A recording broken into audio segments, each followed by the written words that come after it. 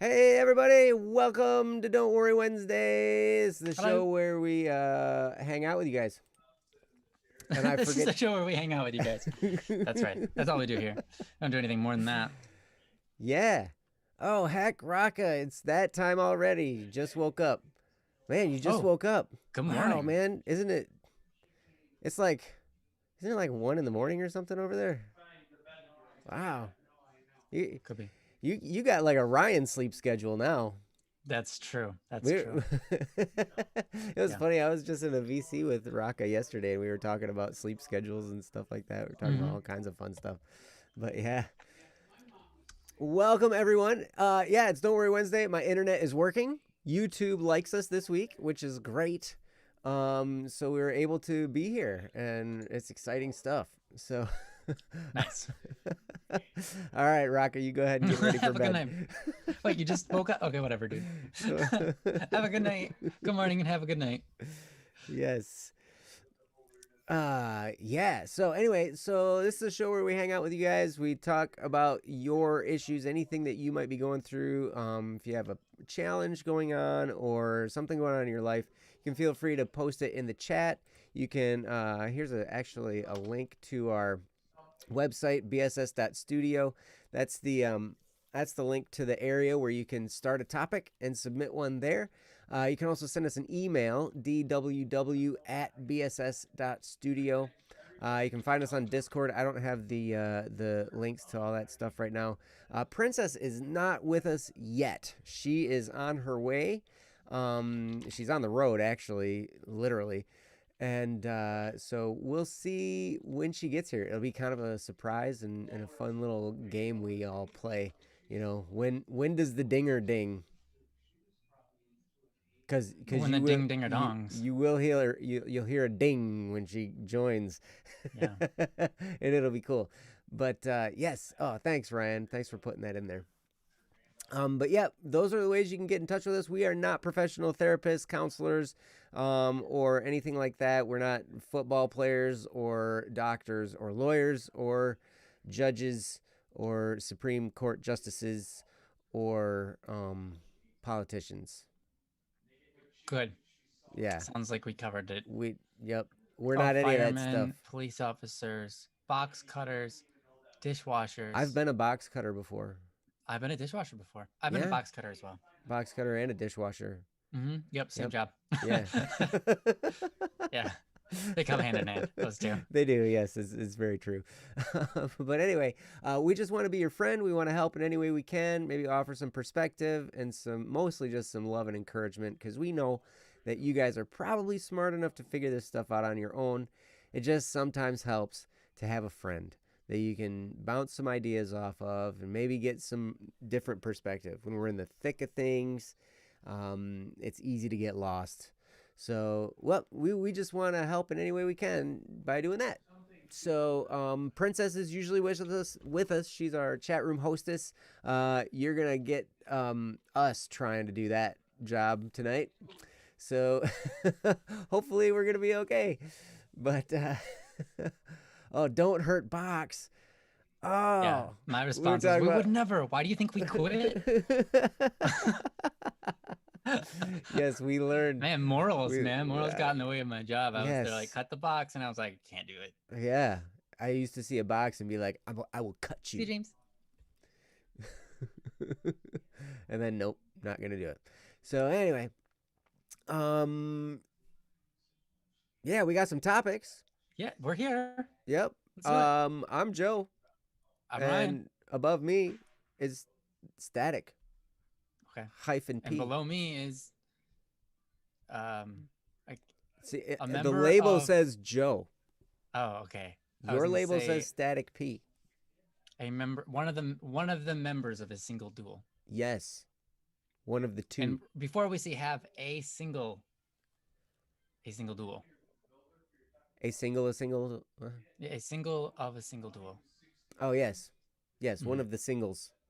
Yes. It's funny though because we're Singular both is. married.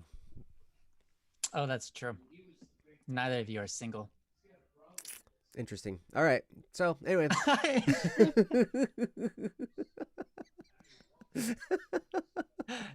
That's so neither here nor there. All right. Right. Anyway, all right, let's get this show on the road, shall we? This will be good. Let's do that. Yep, you guys in the chat, you guys are really the star of the show. Hey, Haley, how's it going? Welcome. It's nice to see you. And yeah, let's get rocking. So I'm gonna go through the list of people that are on the list. Sounds like the right thing to do. The list of names. Yes. And if you hear your name, you can feel free to give us a what's up with your mama dat in the chat. What's up with your mama dat? I'm bringing it back. Awesome. Bring it back. Yeah. So, all right. So here's the names: Ian Lam, Helmarock Hero, Pear, Lil McGee, Kishin Slayer, Ezekiel Games, Anonymous, Ploen, Dracon, Lord Francium, Yume. Oh, we already did Yume's. My bad. Baka and Saule. And if you are here, feel free to let us know. And yeah, we'd be happy to do your topic. I do think I see both Baka and Saule in here tonight. Yes. And in this case, Saule's would be first. Yes, right. Yes. I'm running off of an oldish list. Kenshin is here. Hey, all right. Look at that, man. Your post was from April 7th. Yeah. It's like a month old almost. Of last year. No, okay. We have some from last year in here, I think. No, there's one that's in January. That's not quite last year. Yeah. All right. So that probably is the one we will start with, is the one from Kishin Slayer called Moving Forward in Life. Fantastic. Yes. I'll go ahead and post the link for you guys if you want to read along. You got the link? Mm-hmm. Thank you. Thank you for getting the link. That's wonderful. So let's see. All right. And let me actually check that link. Got to do the link check. Yeah, you better check that link. Oh, yeah, I'm going to check the link. There it is. Yes, it's legit. Haley says, submit your problems a year before they happen. Yes, if you can do that. That's precisely the moment you should post them, for sure. Yeah, because then you're prepared, when you get right? to them, that way when you get to them, it had already been a year, so you've forgotten the lessons you've learned, and you can relearn them. Right. By going through all of the problems that you could have avoided, that you wouldn't avoid anyways, rather. Yes. I just feel a year's a little too long. Yeah. You can learn a lot in a year. Yeah. You can learn a lot in a week. Yes, you can. Yeah. That's true. But you can learn a ton in a year. That's true. A year is quite a long time. You can learn a lot. Mm-hmm. Yep. So if you guys want to go ahead and click on that link and read along, I will read the topic. And my voice isn't nearly as awesome as Princess's, but, hopefully she'll be here soon. But anyway, here is Kishin Slayer's topic, moving forward in life. Things have been real weird lately. I finally figured out what direction I kind of want to take in my life. And I've improved my skills by leaps and bounds toward that end.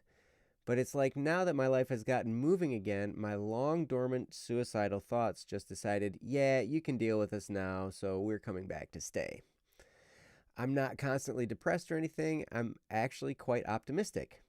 It's just that every single time I stop moving, I start realizing that since I've been a homeschool hikikomori recluse for so long, nobody would really be hurt by me dying aside from my family. It simultaneously manifests as ambition, where I just want to make a difference in my corner of the world and give people a reason to care about me, but also as insane recklessness, where it just feels like as long as it ends instantly, I don't care what happens to me. Clearly, one is healthy and the other is insane, but both fill my brain in equal measure.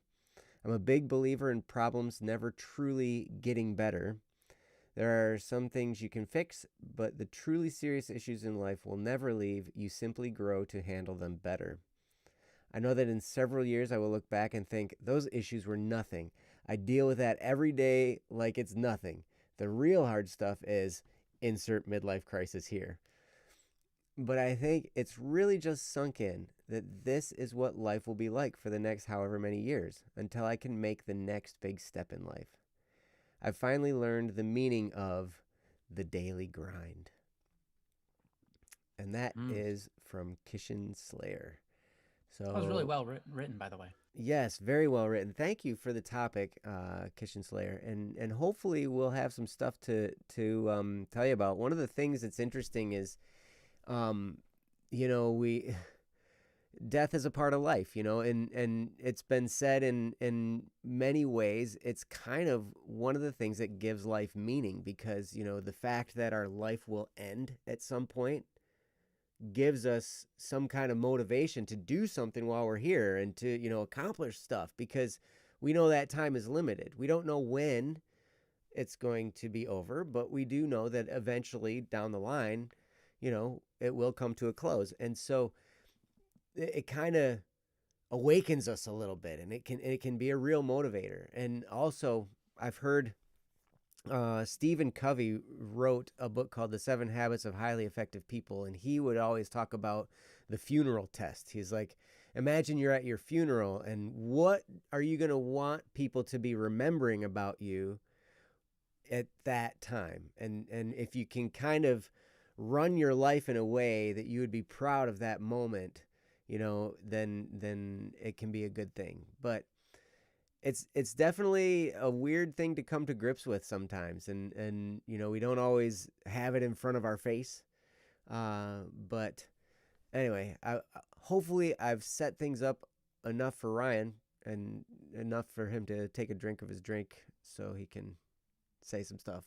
But I'm gonna hand it off to Ryan and let him have at it. So Ryan, take it away. Awesome. Thanks, Joe. And Mhm. first of all, I apologize about any of the background noises that are going on. There's currently some work going on in the basement. Someone's got music on and so on and so forth. But hopefully it won't be too much of a bother. One thing I want to say also off the bat is 私も引きこもりとです. I'm also a hikikimori. I never leave my house. So that's all that's really required. You do too. You um, go. You go to church sometimes. I do. I do go to church sometimes. But um, so anyways, this is a great topic. I've got a question for you real quick while I begin. Kishin, are you by any means religious or spiritual or anything like that? Just out of curiosity, because it will help me kind of gauge um, my approach, if you will. Um, but if you're not, don't be afraid. We don't mind. If you are, don't be afraid to say what you are. We're very loving here, and we're very accepting, and this is a safe place. No one's gonna um, say anything rude or disingenuous or whatever. So, um, carrying on. One thing that you had written here that I thought was really spectacular. This is something I've talked about quite a bit, but I don't know if you've ever been here while I've talked about it. But you said, you mentioned this desire for, not desire, but you have this thought of suicide, and you're not afraid if you just kind of like, instantly die. You just don't want it to be painful, and you don't mind if you're just gone, right? And on the other hand, um, you have these suicidal thoughts that are that that I guess are fueled by this statement that you have written here. You said it simultaneously manifests as ambition, where I just want to make a difference in my corner of the world and give people a reason to care about me, but also as insane recklessness, where it just feels like as long as it ends instantly, I don't care what happens to me. You said I'm agnostic. I've grown up Baptist. Okay, I'm very familiar and open to spiritual stuff, and I have respect for it. So if you want to use it as an analogy or an allegory, actually, you said, go for it. Cool, cool. So here's here's something interesting. I can tell that you know some Japanese stuff. You use the word hikikimori. So I want to let you know something. This is really interesting statistic. Japan and Korea have the highest suicide rate in the world. They're both very successful cultures. They're both incredibly successful, especially for their size, right?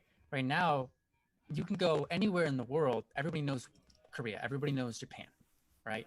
Everybody knows different things that they've done, especially right now in the like K-pop scene or that culture is coming more and more into the Western world. And Japan has been in it for a while now with all of their industrial revolutions, their cool robots, their video games, their anime, and all sorts of different stuff. Even things like um, using wood for certain tools instead of um, metal, or the way that they make knives, right? So they're both very successful countries, and they thrive on the idea that welcome, princess.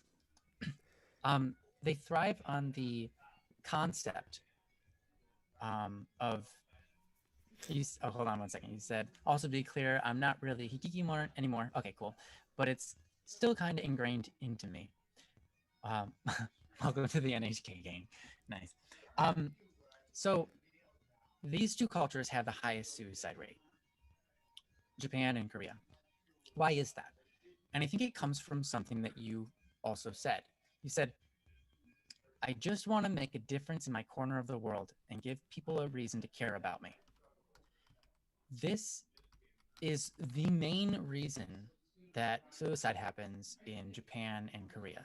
Now, people will say that the main reason is because of the fact that they overwork their workers and things like that. And that's not incorrect, but you have to think about why do they overwork their workers? Why do people work so hard in Korea and Japan? It's because their belief in life is that their value as a human being is dependent upon the difference they make in the world around them. If I'm a valuable person, I'm valuable because I have achievements or because I have helped my fellow students out or helped my parents out or have helped my culture out improve and I've added technology or added art or added something to the world close to me. And people care about me because I have done this. That's how their perspective is about the world. In the Western world, there wasn't a whole lot of suicide for many, many years. There was a long stream of history, 1,000 years or more, where suicide wasn't really happening. And it was, but it wasn't to the degree it is now. During that time, it was a very Christianized world. We're kind of stepping away from that. It was a very Christianized world. And what I mean is not that Christianity is better just because it's Christianity.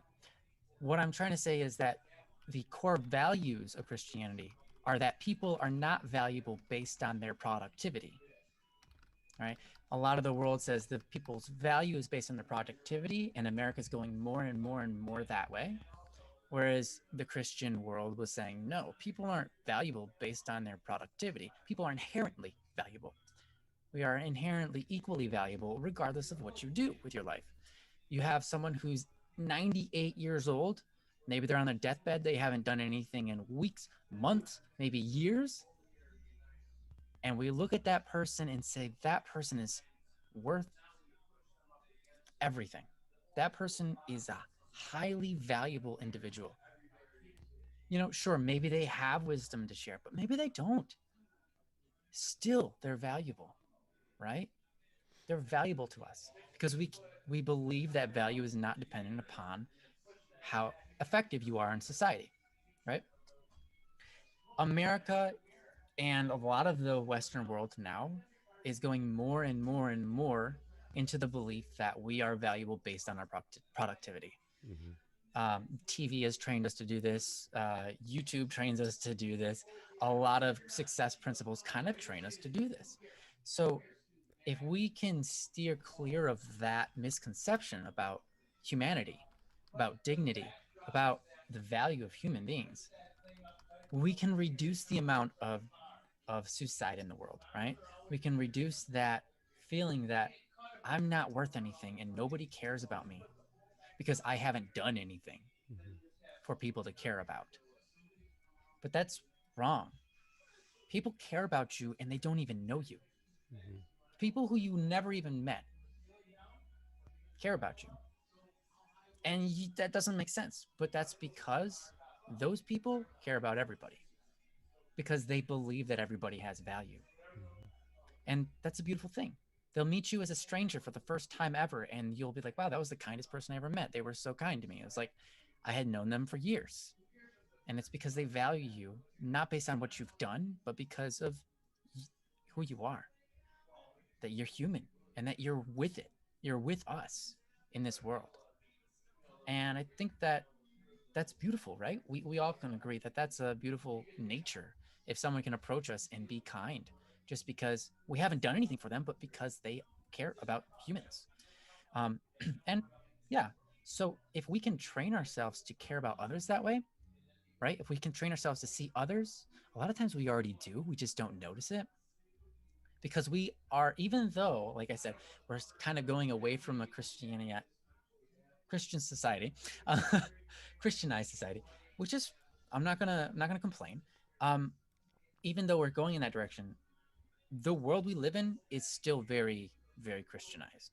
Our beliefs, our core values, are still built upon those principles that we had learned in the past and still use today. When you meet someone on the, you know, street, you generally act with kindness as if they're valuable, even though they didn't do anything for you, because you were trained to do that. But you need to do that for yourself too, right? You need to look at yourself not as a stranger, but realizing that your how people care about you is not going to be relative to the things that you do in this world. How people care about you is relative to their caring. Elon Musk, fantastic dude. He's done a lot of things, right? Fantastic dude. I don't know him, right? But I can assure you I care just as much about him now as I did before I ever met him, right? People don't think about Elon Musk and go, man, I love that guy more than I love my mom because he's done more for the world than my mom has done for me. Mm. No one would ever say that. And no one's ever going to say that about you. So it doesn't matter how much you do, your value is going to be the same. And I don't mean to say don't do anything. Your attitude towards getting things done is beautiful, but make sure that the nature of it comes from the desire to give to the world incredible things and give to yourself incredible things. Give to yourself a world that's amazing and beautiful that you helped build and design by your existence. That's awesome. But don't do things for the sake of hoping others care about you. Because when you do that, you'll find yourself getting let down time and time again. You have a lot of people out there, we have that daddy syndrome people talk about, right? Where like they never get their father's approval. Mm. No matter how amazing things they do, like they've achieved such success, or they get all A's, and no matter what they do, their father just doesn't care about them. And it's not because they're not productive, it's because their father just doesn't care about them. And those people are hurt inside because they think that their value is only going to be that their values dependent upon their father's care for them, or that their value is determined by how other people look at them or see them or how much they've done in the world. And none of that is true. So for you in this case, I love that you have this view where you can say, it, it's a little bit reckless, but hey, if I die, as long as it happens quick, I don't mind. That's okay. There's nothing wrong with that. There's nothing wrong with that. I think that's great. And the desire to do a lot of great things in the world, that motivation, even if it comes from knowing that someday you're going to die and then it stops your ability to do things, and wanting to use that as motivation, that's awesome too. That's awesome. But just make sure that you don't look at yourself and look at your value being dependent upon how other people see you or the things that you've done in the world. Because you don't want to look at other people that way. Like I said, you want to do things for the world, not because they've earned it, because they haven't. You do things for the world because you care to give from your being, from your talents, from your gifts. You care to give. And I think that's beautiful, right? So that's awesome. My whole point of this is that suicide often stems from the misunderstanding of our inherent value. When we get the idea that our value is dependent upon our activity, our success, or how other people feel about us, there is no winning. Everything goes downhill because there's no amount that you could possibly do that you have acquired endless value. It's always going to go like, oh, now I need more. Now I need to do more. Now I need more approval, more approval. I need more people to like me. Mm-hmm. I need to do more successful things. Because otherwise inside I'm just falling downhill on the inside.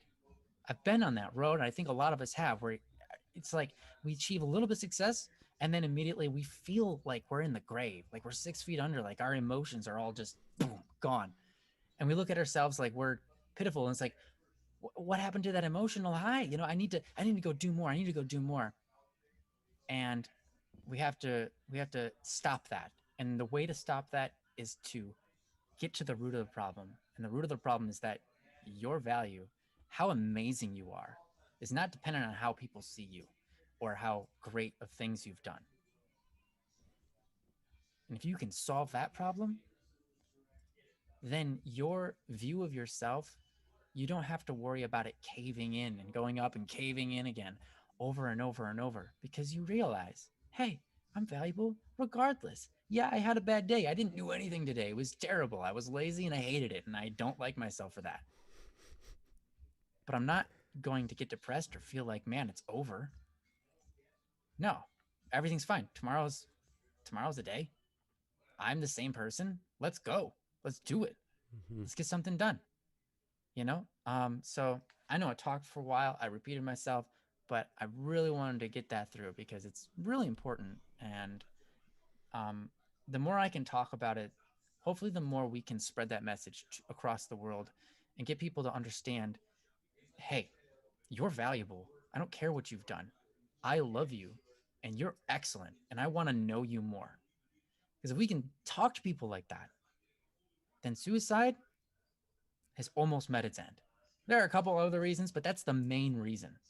So if we could solve the main reasons, which is just at the core, just at the root of how people think and where their hearts are, we could just change that by being kind, by having this view. Man, huge issue in the world solved. So anyways, I'm done talking for a while. Again, welcome, Princess. Thanks for joining us. And I'm going to get over to Joe.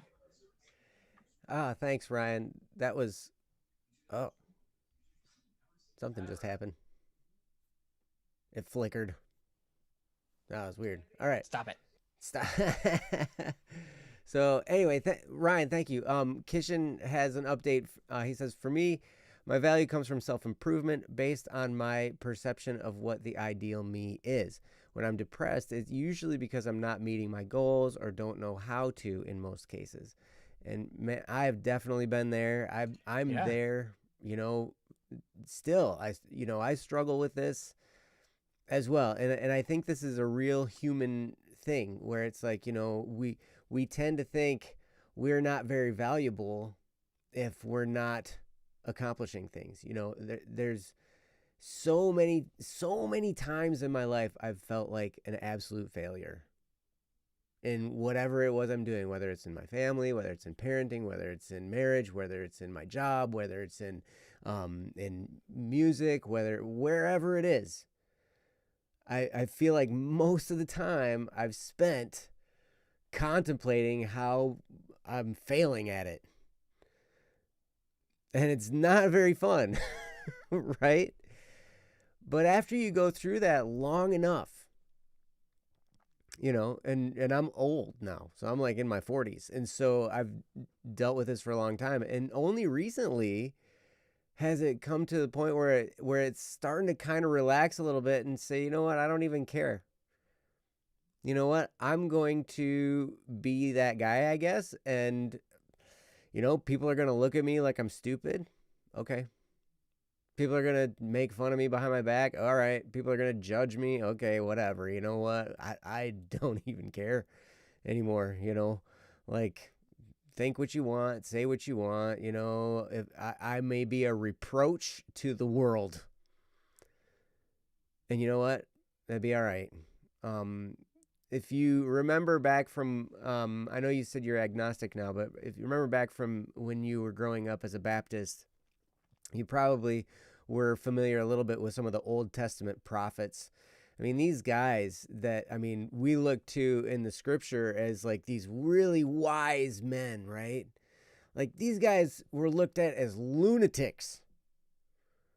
They lived out in the wilderness and ate cockroaches and wore hardly any clothes and didn't shave. And, they definitely didn't shave their head, so they weren't that cool, But, like the culture at the time looked at these guys like they were crazy. And they kind of probably looked that way. And it's like, all right, no big deal. But now we see the wisdom in the stuff that they were talking about. And it's pretty amazing. But I love what Ryan was getting at. I want to circle back to what Ryan was talking about. There are people that care about you that don't even know you. And I got to give a little bit of a shout out. My brother he's an EMT and a firefighter.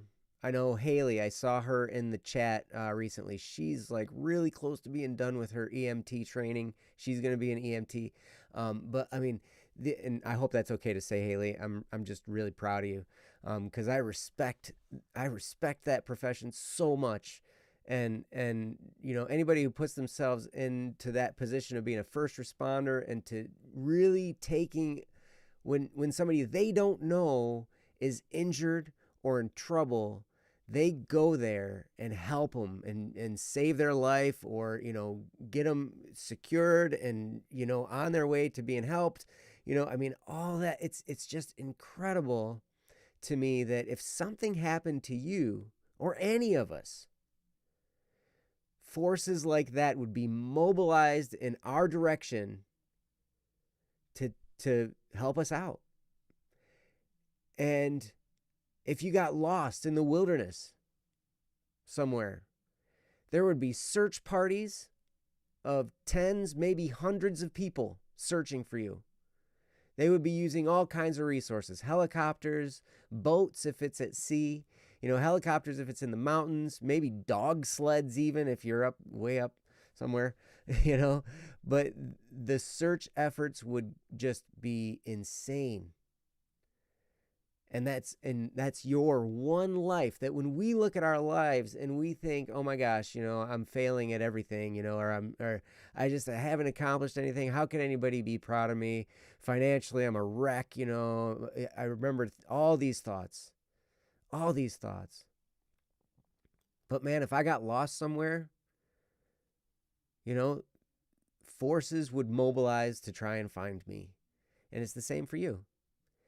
And that speaks to what Ryan was talking about, that we have dignity simply because we exist.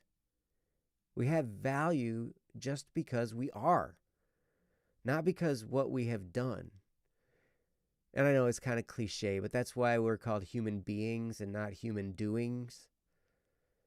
Because our value comes from the fact that we exist. Whatever we bring to the table. Because you know what? No matter what it is, even if you are sick, even if you're crippled, you can still affect those around you. My brother has cancer, and he's fighting he's fighting pancreatic cancer, and he's going through a real rough time right now. He's at the very tail end of his radiation treatment. It's been going on for like 5 or 6 weeks or something like that, and it's really starting to hit him hard because he's got radiation and chemo and stuff, and it's all kind of preparing him to have this incredibly invasive surgery where he's going to have like a scar all the way across his midsection, and all of his plumbing will be rearranged and everything. And I mean, it's insane what they're going to do.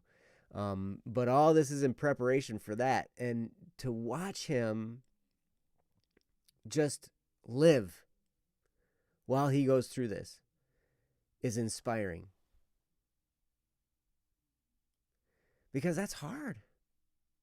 It's hard to watch. And you know what? I know he feels pretty worthless a lot of the times because he's sick and he just wants to sleep, and he's got all kinds of nausea, and it's just, he feels like he's completely worthless because he can't do anything. But the fact that he's existing inspires me, inspires my family, inspires my kids, inspires the people all around us, my in-laws, all kinds of people that know him a little bit. Just the fact that he's going through this time is an inspiration. And it can be like that for every single one of us. It doesn't really matter as long as we're just existing, we can have an impact on people's lives. We totally can. Now, does that mean that we should just not do anything and just be there? I would say yes, for about a few minutes every day. For a few minutes, take some time in silence. I spend this time, part of it is in prayer, part of it is just meditation, where I'm clearing my mind and not thinking about anything. And in those moments, I think about, okay, I simply exist. I have no labels attached to me at all. No professions, nothing. I just exist. And it's a great cleansing practice. But then, for the rest of the day, what are we going to do with ourselves? And each one of us is going to have a different answer to that, because each one of us is built differently. Each one of us is built to do something, special and unique in this world that nobody else can do the way you do. And I don't necessarily know what it is for you, because I'm still trying to figure it out for me. The picture is getting clearer the older I get, but I'm still figuring it out. I'm still figuring it out different angles. I'm still figuring out different ways of doing things. I'm still learning. I'm still growing. But that whole time, it's, boy, you'd do well to just go back and listen to what Ryan was saying. I took so much from that, because, the whole thing about when we seek the accolades of other people, it really does lead to emptiness. It really does. Because we might get a little bit of it, and then all of a sudden when we don't get it, it's frustrating. But if we just work for the sake of the fact that this is what we feel like we're built to do, this is what we feel like we're supposed to be doing right now, and so let's just try hard, because you know what? It's a lot more fun when you try hard. It's a lot more fun when you work hard at it, when you throw yourself into it. If you just kind of, fool around a little bit and poke it with a stick and try a little bit here and there, but don't ever throw your heart into it, it's not any fun. It's just kind of whatever. But when we put ourselves totally into something and we invest our lives into it, maybe we've even invested money, Maybe we've worked at a job and we've made some of that money and we've reinvested it into this thing that we're doing, and it's getting bigger and bigger and more exciting. The more we put ourselves into it, the more powerful it is, not just for people around us and not just for the accolades people will give us as a result, but because it's what we're supposed to be doing. It's what we feel we're designed for. And it's exhilarating, regardless of the results. Because a lot of things that are out there, if you're going to build something, if you're going to build anything, you're going to put in a lot of effort before you see results. I'm a black belt in Taekwondo. Took, I think 3-4 years of training constantly, 2 to 3 times a week, maybe 4, some weeks 5, just training and then practicing when I wasn't there. And it took a long time. And what did I get as results? Well, I got a bloody nose. I got a broken toe. I got bruises and pain and all kinds of stuff and pulled muscles and extra stretched out tendons and ligaments and stuff. I mean, it's crazy. But you go through all that time and then you get to this point where it's like, oh my gosh, now I've reached a higher level. And then you find out at that point, like what they told me, when you get to black belt, that's when your training actually starts. All the different color belts before black belt, that's just like, a preview. And they're right. But anyway, the point that I'm making with all this isn't it. The achievement is great. It's wonderful to hit a level and to reach an achievement. When I got my black belt and I was able to tie it around my waist and everything, that was wonderful. It was great. But that was one moment. And then it was done and over. So achievement is really just here and there. It's here and then it's gone.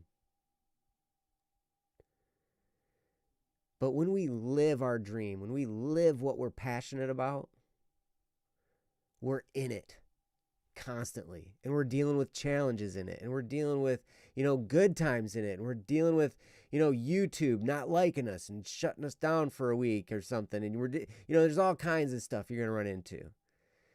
But through all of it, if you're trying hard and you throw your heart into it, man, it's exhilarating and it's fun. And I invite you to do the same thing, to do that in your life. And what happens is, you'll end up thinking a lot like you do right now, where it's like, okay, death, it's going to come, it's going to happen, whatever. But suicide, that'll be like the furthest thing from your mind. You'll be, because it's like, man, it's going to close itself down on its own. In the meantime, I'm going to have a great time. I'm going to work at this. I'm going to push forward. I'm going to do it. It's going to be awesome. So I just encourage you to move forward. But all of it stems from exactly what Ryan was talking about. And that is, you are valuable simply because you exist. Whatever you bring to the table is like bonus. So anyway, with that, I'm going to turn it back over to Ryan. Ryan? Yeah, I think another way to end that last thing you were saying is whatever you bring to the table adds value to the world. Mm-hmm. It doesn't add value to you because you're already valuable. Mm-hmm. But what you can do is you can make the world more worth living in. You can make the world a more extraordinary thing, an extraordinary place.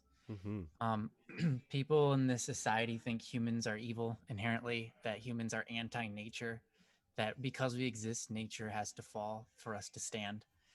And it's so backwards.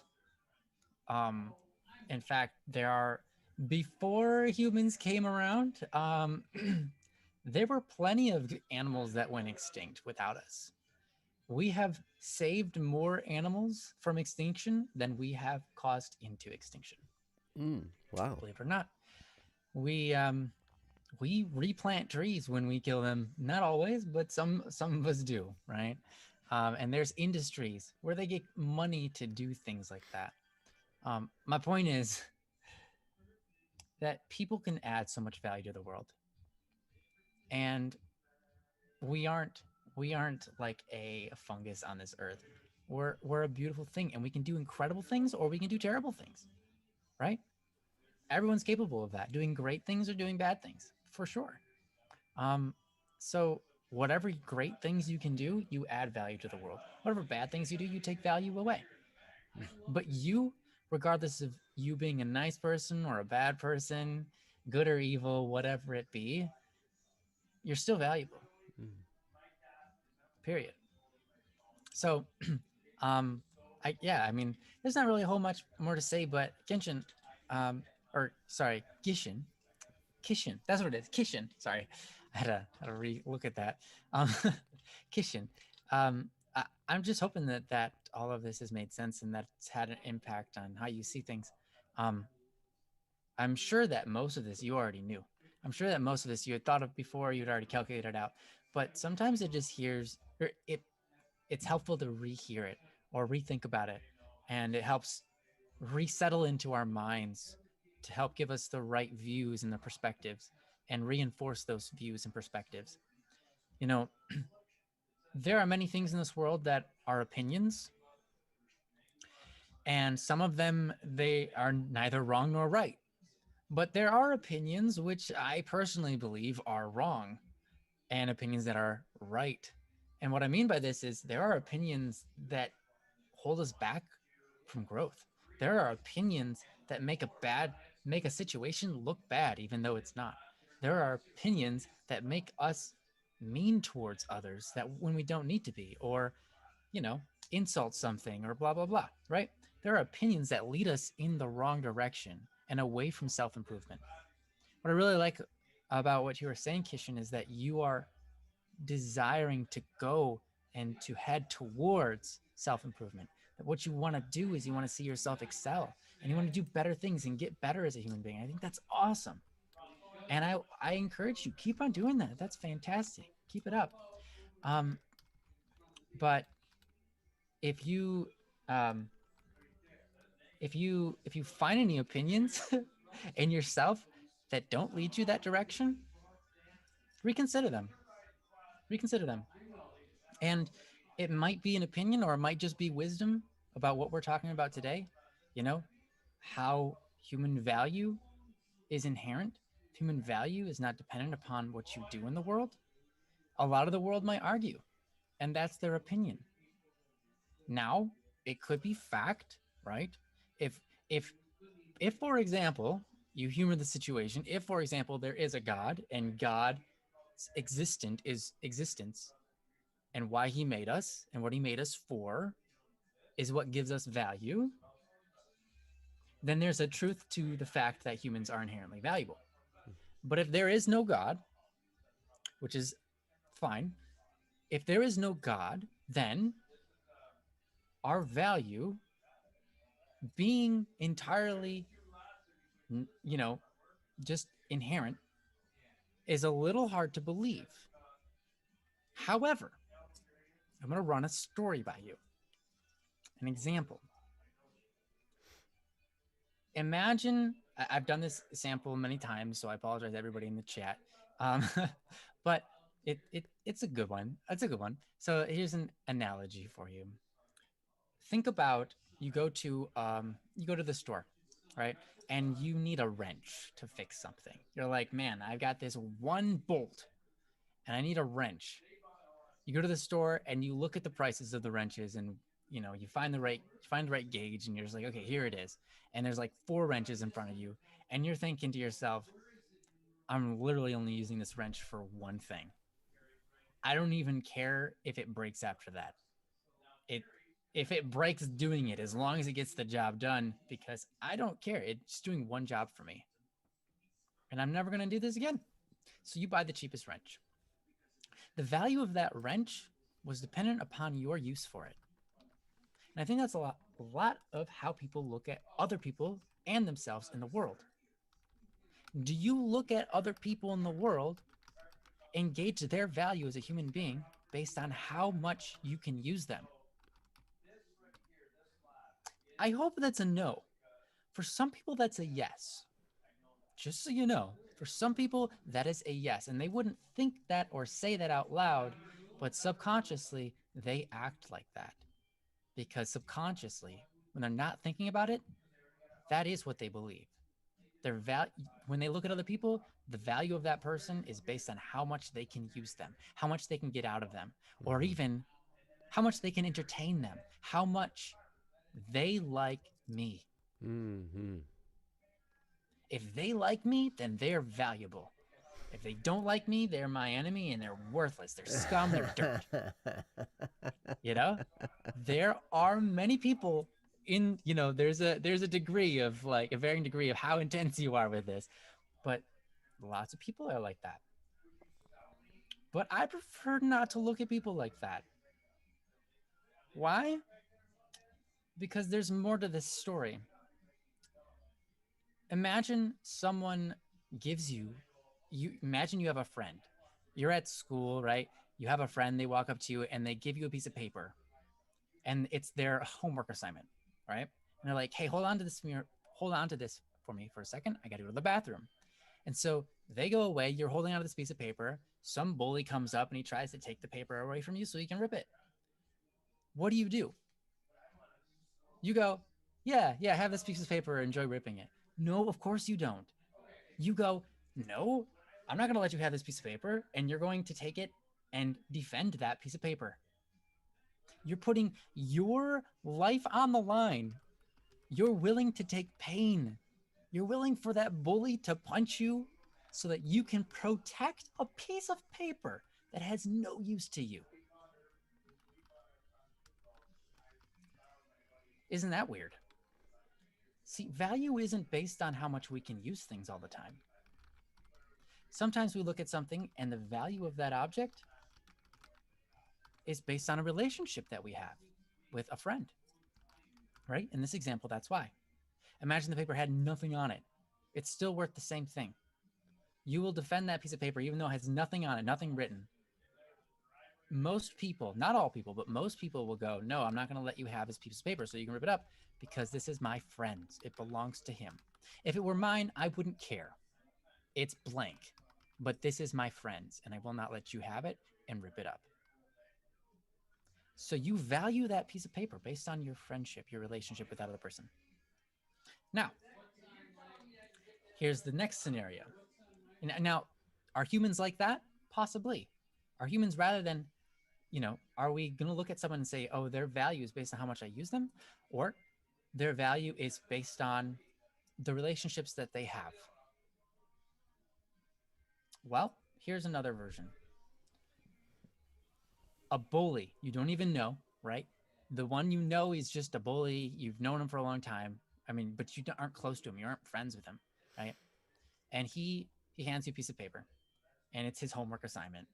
And he's like, "Hey, could you hold on this for a second? I got to go to the bathroom." And your friend comes up to you, and your friend goes, "Isn't that whatever? Like, isn't that bully? Yeah, that's his piece of paper, right? Yeah, throw it away. Just tear it up. Throw it away. Yeah, get back at him. Get that revenge that you deserve." There are people who would do that. But there are some who would choose not to. And their value of that piece of paper is dependent upon their morals. That it would be evil or wrong to take this bully's hard work and throw it in the dispenser just because of his past, just because of what he did to you a long time ago. It would be wrong to just take this piece of paper and rip it up and throw it away because it not only does it not belong to you, but it belongs to somebody who is valuable. Maybe human value is most like that piece of paper. You know,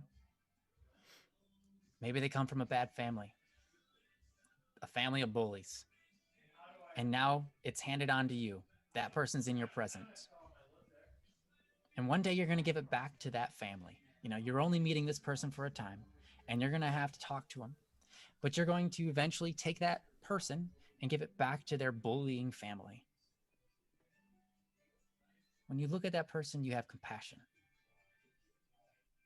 You look at that person and say, this person has a hard life.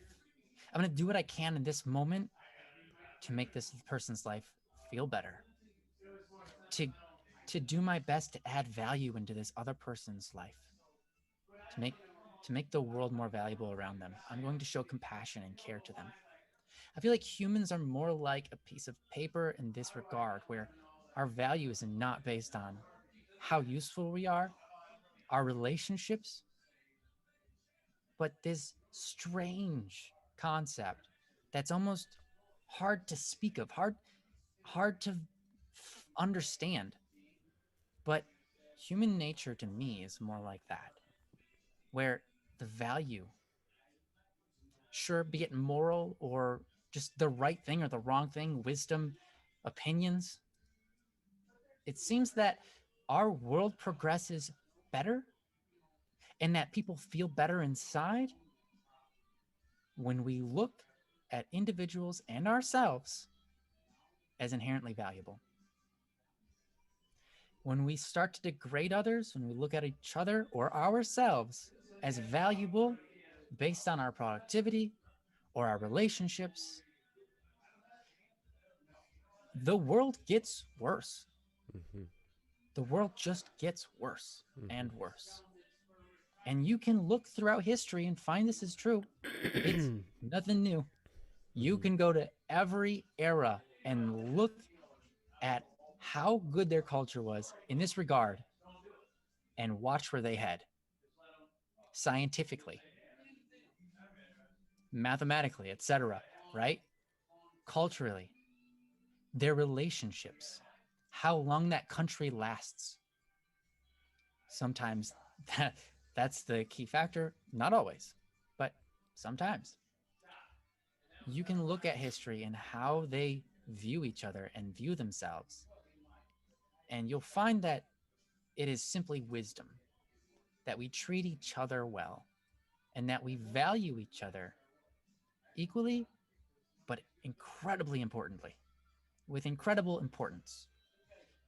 And that we do that same thing for ourselves. Remember that you are a human being and thus you have a relationship with yourself. How you talk to yourself in your head is how you're going to see yourself. Are you a jerk to yourself in your head? You wouldn't be friends with someone who talked to you like that. So you might not be friends with yourself. So make sure you talk to yourself like you're valuable. Make sure you talk to yourself understandingly, compassionately, patiently, because that's what a good friend does. And if you can do that for yourself, it's a lot easier to get along with yourself, and it's a lot nicer to be with yourself. you know? And when those moments of you not being active come, you aren't going to pick on yourself and make yourself feel like, man, I'm worthless, I need to just end it or something. Instead, you're going to look at yourself and be like, hey, how's it going? Yeah, you're not doing anything right now. Who cares? What do you want to do? Do you want to go do something? No? Okay, you don't feel like it. That's cool. Cool. Do you want to go play a game? You want to go, you want to just sit here and do nothing? You want to silence? Cool. Let's sit in silence then. And you sit in silence with yourself and you aren't mad at yourself. You sit in your silence with yourself and you don't even pick on yourself. Bad thoughts don't come to your head. You're perfectly fine being with yourself when you are in silence. That's a long journey from where most people are in life. It's a long journey to get to that point. So don't expect it to change overnight. It was a long journey for me to get to that point. It was a long journey for Joe to get to that point. I don't even know. I can just say it. I'm sure it was, wasn't it, Joe? Mm-hmm. Same. It's a Yeah. long journey. But now we're here. When you're in society and they teach you and ingrain this point of view on life, that your value is dependent upon how other people see you or how you value or how much you get done in the world and things like that, if you have that view, it's hard to move on. But when you do, and you can take the wisdom of humankind that has passed down to us, there is a peacefulness that will reside within you that you would change nothing for. There is a peace that lives within you that is very spiritual, sure, but so strong you will be like, you know what? There's nothing better than this almost. There's no amount of success that's better than this peace. You need that peace in your life. And I think we all want peace, but getting there is so hard because we have to fight so much to get there. But if you can do that, you've you've opened up peace into your world. And no matter what comes at you from like that moment on, no matter what struggles you face, I love that you're talking about, a lot of times you don't necessarily struggles don't just stop in your life. They keep on coming. They keep on coming. It's just that you've dealt with them now but if you have peace, every struggle that comes your way, it's like, yeah, okay, I'll solve that. And is what that is one of the things that everybody desires. But to get there, it starts with value. How do you see yourself? Have a good relationship with yourself. How do you treat others? How do you see other people? Make sure that's on point, because that's how you're going to treat yourself. But anyways, I know I've talked for quite a long time. So I'm going to get over to Joe and be done. Right on. Well, thanks, Ryan. We did have a comment from LG. Am I still Poppy, by the way? Sorry. Huh? No, Am you're I good. popcorny? Nope, you're good. Okay, cool. Good. You're good. LG said in the comments or in the chat, but how can you tell you're adding value? How can you tell that you're making a change when you don't see it? And that's a really good question, because a lot of times we don't see it, especially on a day-to-day basis, because sometimes the changes are so small incrementally that we don't really notice until we've gone a few months maybe, or even maybe a year, and we look back and go, oh my gosh, I've actually done this. And so really what it comes down to, for me, I'll just say this: the way I know that I'm making a change is if I have some kind of discipline. That's how I know. I know if I'm making a change based on my activities and my habits, and I'll look back like throughout my day, and I'll ask myself, I'll be like, okay, how did I do? Did I try at this? Did I, and I have some different things, some different areas. And the cool thing is you can pick which areas you want to improve in. Right now, physical fitness is one for me. I know, a big surprise, right? It's kind of always one. But like I'm testing a workout program that I've actually designed, because there wasn't one that I liked out there totally, and I wanted to create one with a certain amount of parameters and all that kind of stuff. And so I finally made one, and now I'm tracking the progress, and I'm tracking, what I'm doing on a daily basis and all that kind of stuff, right? And so really what it comes down to is, am I developing good habits in the direction that I'm trying to go in? Am I really moving in that direction? Did I do something? Regardless of how good I did at it, did I move forward in that direction? And sometimes I have to say to myself, no, I didn't. And on those days, I learn how to forgive myself, because no day is going to be perfect. I usually have, I make a to-do list every day, and I usually have things left on it at the end of the day. I don't know if it's because I shoot too high, or maybe I don't plan for other things that could come into the way or whatever.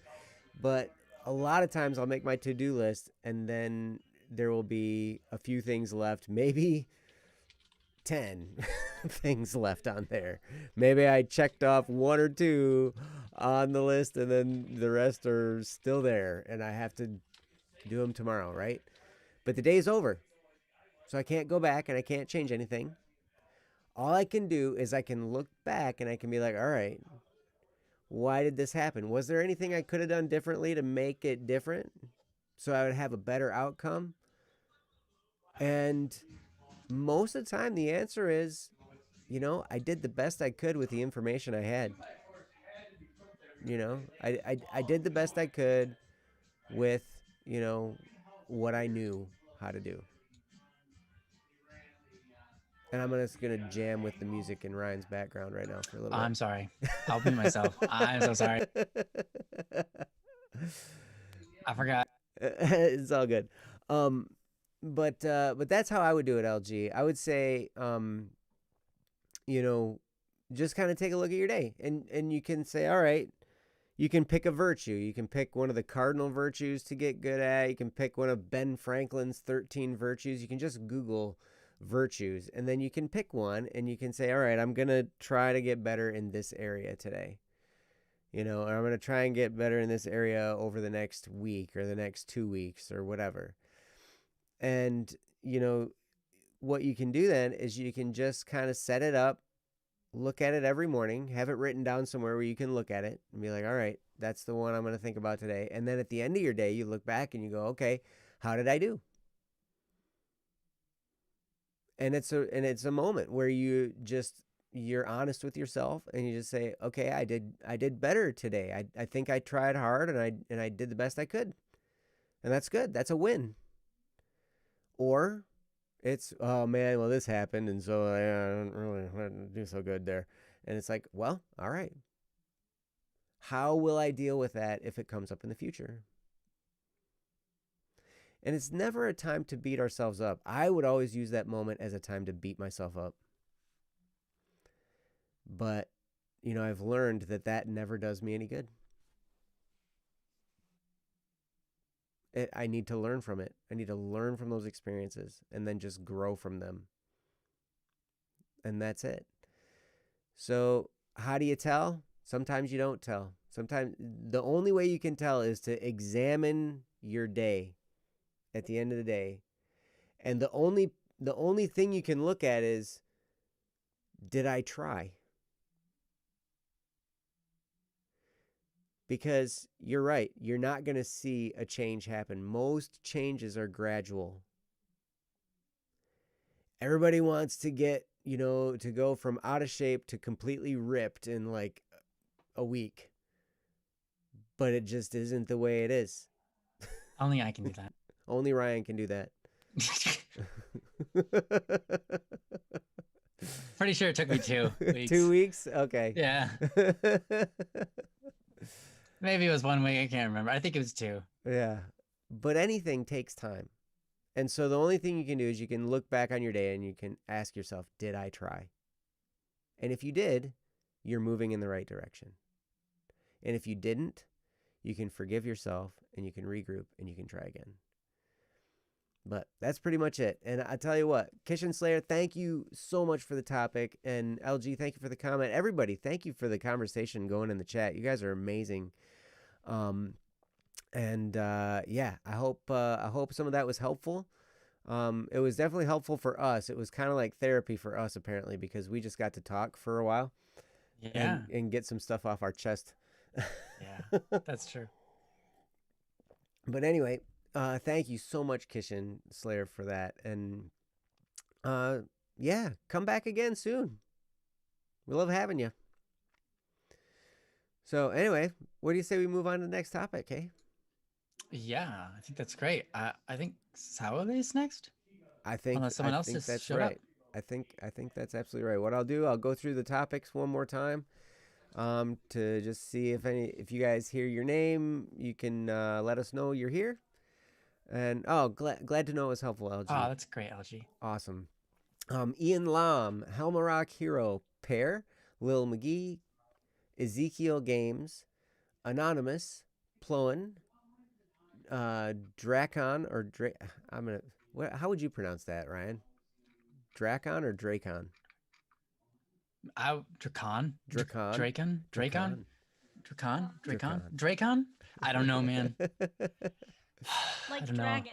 Dra- Dracon. Dracon. Okay. Yeah, Dragon, Dracon, Um, Dracon. Lord Francium, Saule, and Baka. And yes, There's an anonymous. Isn't there an in the anonymous Phantom person 10, with us? so- Actually, I think one of the anonymous anonymi are here today.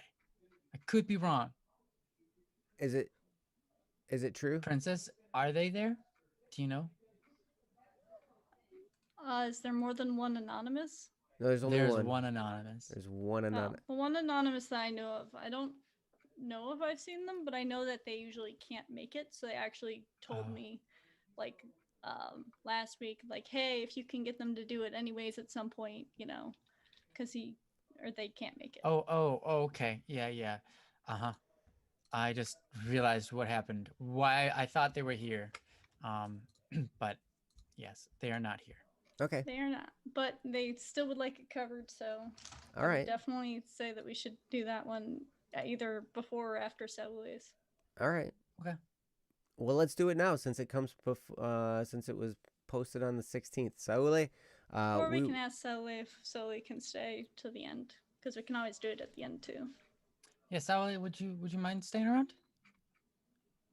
Do we have time to do 2 more topics? Not if they're as long as we did the last Yeah, one. we won't. Can't go that long on it. That's for sure. Yeah. Well, it's 117 at the moment, so All right. Yeah, theoretically you might be able to. we can do it. We can do it. We Might can go do a little it. over, but I'll be here. Okay, All thanks, right, Sally. perfect. You're Well, awesome. let's put them in order of how they came in then. So we'll start with anonymous, the anonymouses, and then we'll Anonymouses. move on to Saules, and that'll be good. Cool. That will be good. It will be good. Das ist gut. It is very good. Princess has posted a link into the chat. I post same link in chat. It's legit. I tested it. good. Yeah. Did you test good mine? job. All right. So yeah, Princess, if you want to go ahead and read it, I will. Fix the current topic thing. It's Anonymous Dealing with Unjust Judgments, Part 3. And don't forget to click Ryan's link. Yes. Yeah, but then close that out because it's terrible. And go to Princess's link. Compare. Or have them both open. There you go. You could do that. Yeah, it's not even redundant because hers is way better than mine. You'll find yourself reading hers more than mine. You're reading one. Nice. Anyway, All right. seems like I can make an episodic series out of this LMAO. It would be funny if it weren't so serious. Okay. So I broke down while I was in my dad's car. I was so depressed that I slept for 13 hours because my parents were influencing me to be racist. However, that sort of thing is noticeable, and my dad noticed that. So then he asked me why, and I told him I was depressed, and he said, why? I was cornered, and I had to tell him exactly what I felt. He said, I don't care about them, but I don't care what you do with your life. I'm not going to suppress you if you're going to feel this depressed. And I was like, what? But what will mom think? I said. And he responded with, she won't yell at you because you're right. Even bigger. What? I was so happy-go-lucky for a long time until something happened. What the thing is minuscule, I guarantee. It was just that it wasn't very significant retrospect, and the word count exists. Lol. But that event reminded me of my near suicide story, which was unrelated prior to this, and I cried in my bed. Then my parents found out because I was crying isn't exactly the best sneaky way to hide feelings. So again, I was bored? No, cornered. I bet you was cornered. Maybe Bard. Barred? That might make sense. I don't know. Yes. Carry on. At any I rate. was cornered and had then talked about it. And then they asked what influenced me, and I said, and I went little implants? And they said, could you give me examples? I said what they said to me. Again, it was prior to this incident, but it was still relevant because it was the main reason why I was depressed. But then they went, look, we were raised in the Philippines and the beliefs were forced upon us, which is what I expected them to say. But we are sorry that it came across like that. We won't suppress you. We did it because we care about you. If you have a different opinion and you genuinely love it, we can both coexist. And then I went like shocked Pikachu face.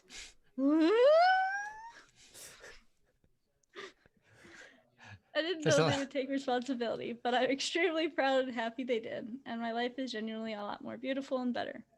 Also, if you're wondering, yes, I was my school's I was with my school psychologist, and she released me with the promise of getting one outside of school, which I'm in the process of doing with my mom. So if y'all are hearing this or is similar, go big or go home. You'll sleep well knowing that you tried your best. It worked out for me, and if it's safe to do so, I highly recommend this to you or to anyone similarly suffering. It's not really something I need help with right now, but I just wanted the world, Ryan, and Joe to know this is the little conclusion that wrapped up the story nicely. With that, I thank you all for your time, and now I'll fade back into my anonymity. Thank you all for everything. With love, Anonymous. Is this Mm. even a topic? I guess it's I guess it's just like a topic. thank you note. It's a thank you. It's an update. Yeah. It's an update. Yeah. I mean, we can talk about it for a few minutes. Mhm. Yeah, sounds Mhm. good. So yeah, wow, thank you so much, Anonymous. And yeah, this is for those of you who haven't been here, this has kind of been an ongoing thing. Obviously, you see from it saying part 3 on the topic. But yeah, there's basically Anonymous is living in a family that does have some racist issues. They're immigrants to the United States, and there are some prejudice against. I think that this was also the one where they have a strong they really want to help people who are depressed that are specifically in the LGBTQ Yeah, I think that's the same Correct. anonymous person. Yep. Yes. okay. So yeah, and that's a really great calling. I mean, to help anybody who's struggling anywhere. I mean, that's a beautiful thing. And we've it's interesting. I'm really glad to see the sentences in there about seeing the school psychologist and then getting one outside of school, because as we've said many times on this show before, there's never any shame in seeing a psychiatrist or a psychologist or anything. And in fact, sometimes that's exactly the right move. Sometimes that's exactly what you need to do. If you're dealing with something and you're having trouble figuring it out, we aren't a substitute for that type of help. We can offer some love and encouragement and perspective, but sometimes one of the best things we can do is encourage you to seek a professional that actually has trained to know how to handle and navigate some of these things that can get pretty complicated. I was going through a fairly complicated family/religious issue. I'm currently trying to navigate it, and today I had an appointment with a priest to actually talk and go through this kind of stuff, because that's his job, right? He helps people navigate these complicated, when religion and family and all kind of weird things get intermingled, and there's all kind of variables and different opinions and points of view and all kinds of things that come together, and you throw COVID in there and you throw all kinds of stuff, and it just gets nuts. And so sometimes you need somebody who's a professional to be able to take a look and help you navigate those situations. So anyway, Anonymous, whenever you hear this, if you do, my hat's off to you. I'm not wearing one right now, so it's off. Well played. And that's awesome. I'm really glad that things are going this well, and I'm really glad that you're able to move forward with what you wanted to do, which was to help people. I think that's a very, very beautiful thing, and I'm really proud of you. So with that, I'm going to turn over to Ryan. So Ryan, have at it. Sure. Thanks. I don't have too much to say because it wasn't really too much of a question, but I'm really proud of you also for the fact that you were able to speak to your parents and listen to them and I guess, even gain their understanding. You know, sometimes the parents are right, sometimes the children are right when it comes to things, right?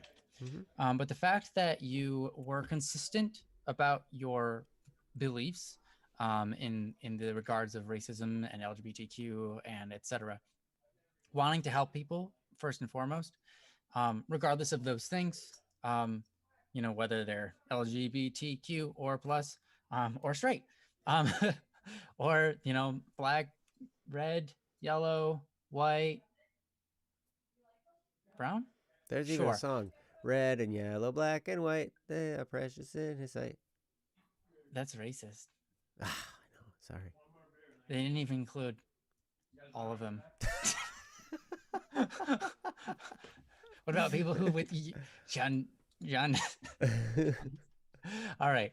Anyways, um, so yeah, no, I think that that's great. You know, it reminds me.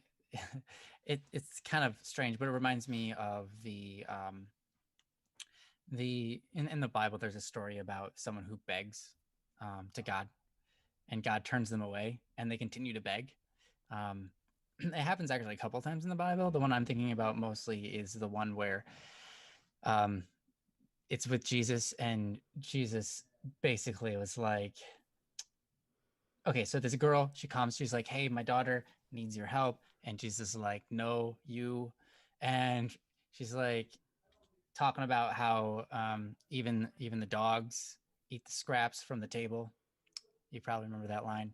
And and Jesus sees her humility and comes around and helps her. And it's an interesting situation because you a lot okay, so God is supposed to know everything. So why did he do this, right? Etc. And first of all, God is human in this scenario, but he's also God. So his intention, right, in this scenario isn't to say no. Her intention is to draw the best out of the scenario, draw the best out of the situation, right? And he knows exactly how to do that. And for one reason or another, this is how it went down. And perhaps oftentimes it's a lesson to even the people who weren't there, including us, right? Now this isn't a Bible exercise, so I'm not gonna go off on this.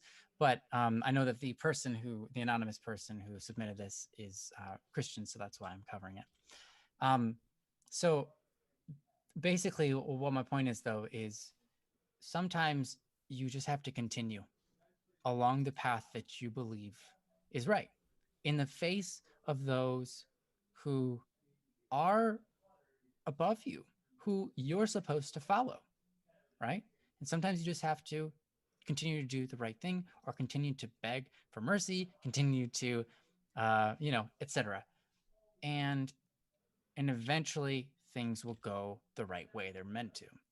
Um, but I think that this is I just want to say, yeah, again, I'm proud of you, the fact that you've stuck through.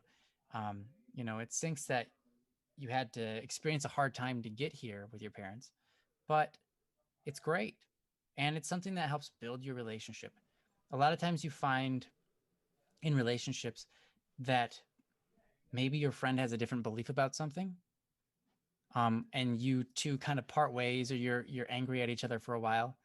But when you come back to being friends again, it's then you realize that love that you have for each other, that, hey, it doesn't matter. It doesn't matter if we struggle. That's part of a friendship. That's what makes friendships important, because we both grow through this struggle. See, you grow through this struggle in one way, in perseverance, yes, but in your ability to speak to the authorities or to your parents or to anybody in general has improved through this time, as we've talked. And you've gotten a lot of courage out of this. And I think that's awesome gain. That's an awesome gain. If your parents didn't put a wall in front of you, right? If your parents at first did not refuse or reject your ideas or your beliefs, etc., about this scenario, you wouldn't have come to grow in the way you have now, right? And so I think that's awesome that you've been perseverant and you've come to grow. And then your parents, on the other hand, they're coming to grow as well. They are being able to humble themselves for the sake of another, for the sake of you, wanting you to make, obviously wanting you not to be depressed, but also even to a point of listening and coming to understanding what you want and why you want it. And that sense of humbling is beautiful. And so through this situation, you have grown and your parents have grown. And so I'm proud of both of you guys, all of you guys, I guess, rather, because it's not easy. It's not easy on anybody's part here to accept someone else's idea as maybe being right, or that, you know, you don't want your child to go off and do something because it's dangerous or worrisome, especially in our current culture or environment, and in theirs, right? So the fact that they were able to come to agree to something with you, I think, is phenomenal. It's phenomenal growth. And I hope that they continue along that journey, and you do as well. Mm-hmm. So again, proud of you. This is awesome. Great news. And I'm excited to see what you bring to others in the future. Where your goals will be, where your time will be put into helping those communities that you want to reach out to. So stay in touch and let us know. With that, back to you, Joe. Thanks, Ryan. And yeah, I don't really have a whole lot to say. And you know, like we had said early on in the topic, it's sounds like it's kind of like an update, and there isn't really much to you know, unpack here except for wow, way to go. That is awesome. And I'm so glad if there was anything we said that helped, I'm really glad it did. But man, you are the hero here because you stuck and you know, you held on through it. And I'm really proud of you. That's awesome. So keep it up. And yeah, stay in touch. Keep us updated on how things are going, because I'd definitely like to know, and I know Ryan would too. So, and Princess wants to know more than anybody, right?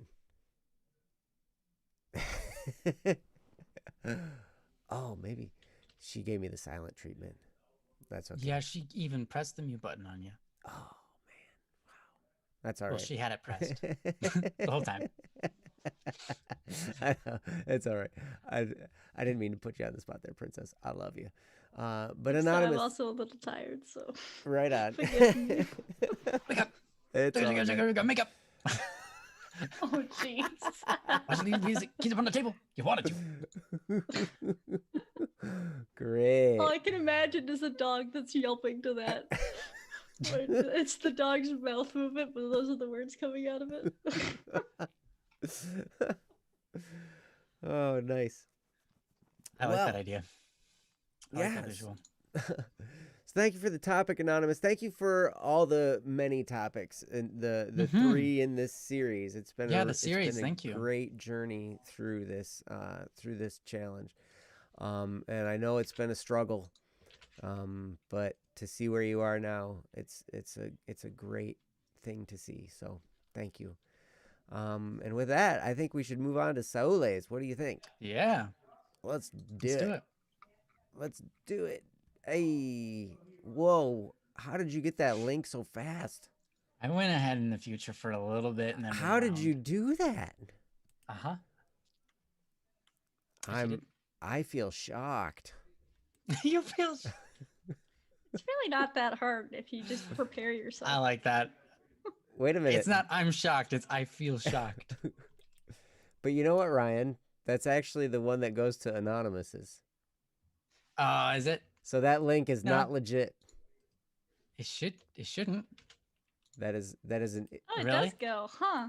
Oh, well, there you go. Here's the other one. There you go. Hey, all right. I copied and pasted it, but I guess it just pasted the old one. It didn't fully copy somehow. But the second link is good. Princess's link is probably good. Yep. Confirmed. It's They're good. both I have confirmed both are legit links. So yeah, Well, you can trust either one. It'll be great. So there it is. Princess? Yes. This is Oh, so. did you get the longer? Did you see the message? Soleil said. Yes, it's not anything that I would add to the other thing because it's should be fine. But Oh, yeah, okay. I saw. Just added an update. Soleil Yep, said. So it's okay, at the end. right on. Okay. All right. Go ahead whenever you're ready. This is And when so you how to and when you finish start talking, strong, I'll or at interrupt least you. do something meaningful. That Joe will now read the sentence so that it's not interrupted. Just kidding. I love you, Princess. You're the best. I love you too. An apology up front. This is kind of a 1.5 topic. By that I mean it's sort of two topics, but they're heavily interrelated and not entirely separable. Also, there might be a bit of venting in here, small volcano eruption. Well, I have been having trouble staying motivated at school. As of writing this, all I have left between now and a long drive home is a long book review, 3 pre-finals, a design lab, and 4 final exams, spanning the course of 13 days, ending after which I'll drive home on the 12th. Unfortunately, since I got back from spring break 2 weeks ago, returned after Easter Monday, I have been struggling to stay motivated. Before the break, I was motivated but exhausted, and now I'm unmotivated and tired. I changed my eating schedule up, which may have helped me stop putting on excess weight, but has also ended up me getting up an hour and a half earlier. I just want to crawl back into bed after noon, which is kind of a feeling that's very foreign to me until recently. I've always been good at studying material and making up equation sheets for exams, as well as getting reading assignments done. But now I'm just struggling to keep up with my readings for my one humanity class, let alone study for all of my exam. And we don't talk about the homework. Homework is hours of staring at a problem, but not making any progress. And now I have this essay book review taking up all of my time, and a take-home exam, which suffers from the same problems as homework. I just feel overloaded. Being overloaded just makes me want to stop and not do any of it. But I digress. The question of at least doing something meaningful probably stems from my contemplations about the fact that I'm just frustrated that it's taking me so long to get this far. People from my freshman class all graduated already, while I still have another year to go after this one. I'm just doing the best I can, but I feel like as a student, I'm just consuming time. I'm just trying to learn, but I'm not using what I know. I want to do things. I want to work and make money so I can do things. Build cars, do charity drives, donate to the church, and maybe use my engineering background to design something that helps people.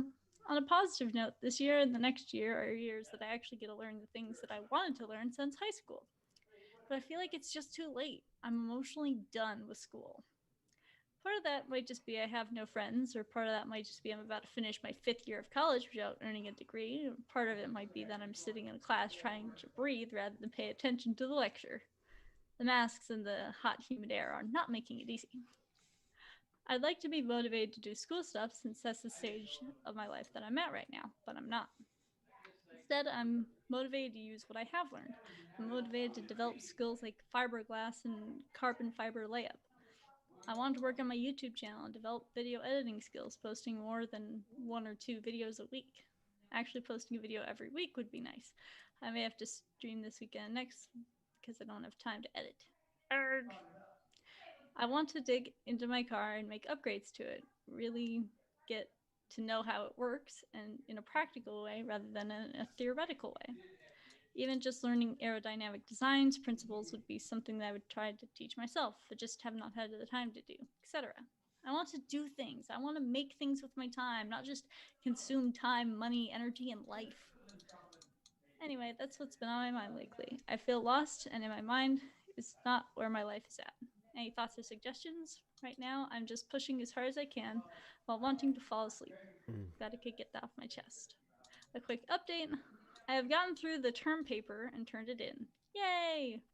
Now I'm done with classes and just have finals left before I get home. Unfortunately, I'm stressed out about the fact that my car got hit.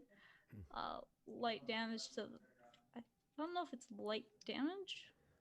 Like Is light it like damage, a very light very amount of little. damage? Or Yeah. I think I read that as lightning the first time, and I was just like, whoa. But Low amount of damage a little to the amount of tail damage light. to the tail light. Okay. ironically. I have calmed down about that though, and I am now and am no, and I know And that I it know. will go, that it will get taken care of. But it's something that I know I'm going to be thinking about until it's fixed, even though I should be focused on finals. Mm. Thank you, Ryan, Joe, Princess in the chat for being there for people like me. Mm. From Soule. Well, you're very welcome, Soule, and thank you for the topic. Yeah, this is, this is a big thing. I'm glad you got to get this off your chest as well, um, because sometimes, man, that can make all the difference in the world when we're able to just talk about something and just even if we're just typing it out, just to kind of put it out into the world, and it can be very therapeutic for us. I know that even there's a story about Abraham Lincoln, when one of his generals did something that made a really bad move and didn't do what he was supposed to do, didn't follow orders, and then the Confederate army ended up advancing a whole bunch, and Abraham Lincoln wrote a letter, just a scathing, just like like, man, you knew what you were supposed to do and you didn't do it, and blah blah blah blah blah blah, and this is the worst thing, and just wrote this big long letter of a rant,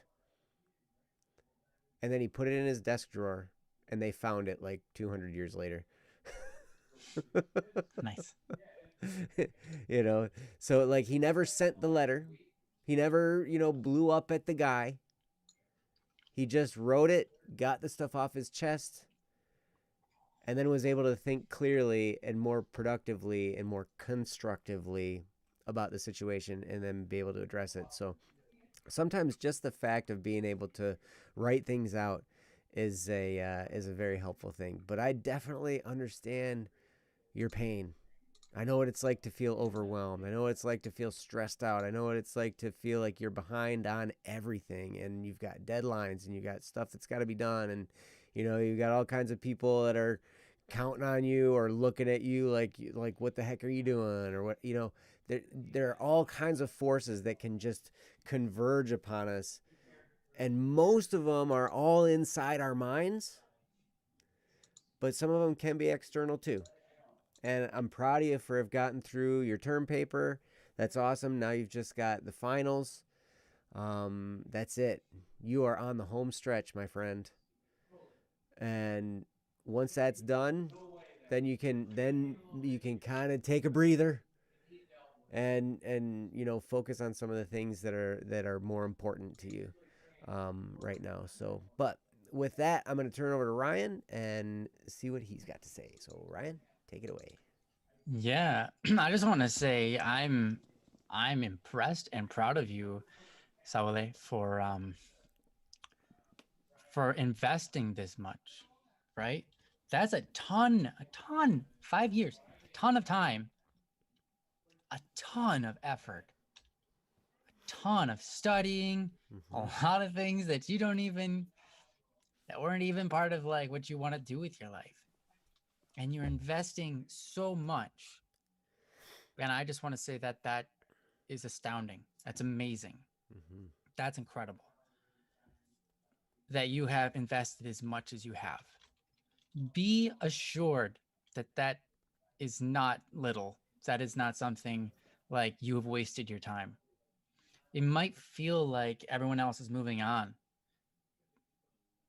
but it's amazing that you've invested as much as you have to get where you are now. And of course, you're not going to quit, and I think that's good. Because you only have one more year to go. And you know what? That's going to get over with, and then you're going to be where you want to be. Or at least you're going to be on the journey of figuring out where you want to be. Thing is, you might think all your friends moved on, but truth is they're still on that journey of figuring out where they're trying to be, what they're supposed to be doing. And maybe some of them have a sweet job and they're liking it. But that journey's not over, trust me. That journey goes on for the rest of your life.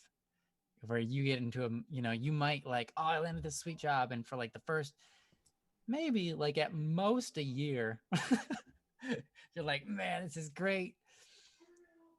Before you hit your first slump and you go like downhill, and then you're just like, what am I doing with my life? I feel like I'm wasting so much time with this job, you know, or we're not doing anything new, or we're not doing anything innovative, or man, I'm just so burnt out. I can't work anymore. I work in these 16-hour days and I'm just tired and I can't get out of bed anymore. I'm done with it. That's life. We we come to those moments no matter where we are in our journey. So don't be concerned about where you are right now. Where you are right now is very natural. To have worked on something for so long and realize that you're not done with it yet. You still have a whole other year to go of this. I know that feeling. I know that feeling so much. And that's okay.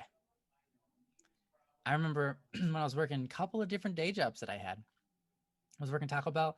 I remember just working up to the point where I could leave. I was like, man, I can't wait till I can leave this job. And it was funny because when I first started working there, they didn't put me on much. I worked like 2 times a week. But by the time I was done, I was working a full shift, more sometimes. And I was like, I'm done with this. I signed up literally on purpose for a part-time job.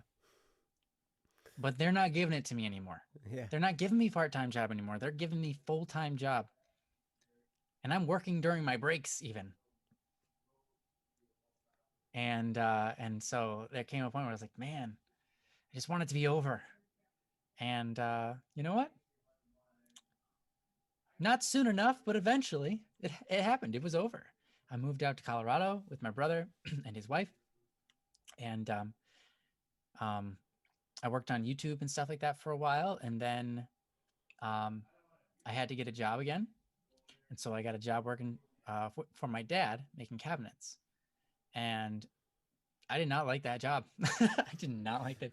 I'll tell you what, the best part of that job was the mindless stuff. Like, oh, I have to drill like the same hole into like 400 cabinets. All right. Just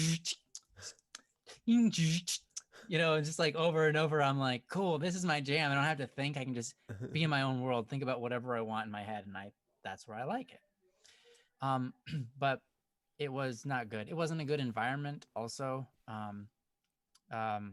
So there was a lot going on there that was not comfortable. And I just kind of I was done with that pretty quickly. But I was still there for like a whole year. And then I got out. But anyways, my point is, no matter where you go in life, there's always going to be that next step that you want. Mm-hmm. And you're going to have to invest to get there. Mm-hmm. When I was working Taco Bell, when I was working for my dad, when I was working as a baker, when I was working with doing inspections, no matter what job I had, I continued to work on myself, and I continued to work on all my projects on the side.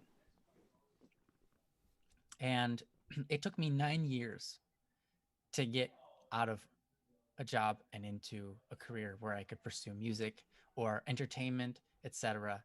by itself. And I don't really make a whole lot of money doing this.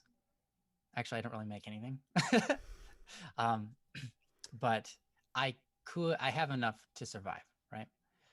And that's all I really want. I don't need anything extravagant.